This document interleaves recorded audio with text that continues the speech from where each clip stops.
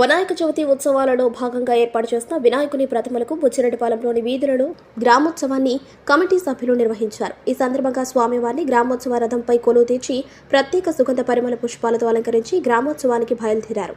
బ్రహ్మోత్సవంలో స్వామివారికి అడుగడుగునా భక్తులు టెంకాయలు కొట్టి మొక్కులు తీర్చుకున్నారు. స్వామివారి ఊరేగింపు డీజే పాటలతో, యువత డాన్సులతో, బాణాసంచా పేలుస్తూ జై గణేశ అని నామస్మరణలో గంగమ్మ ఒడిలోకి బుజ్జి గణపయ్యలు చేరుకున్నారు. స్వామివారిని చూసేందుకు రహదారులలో భక్తులు బారులు తీరారు.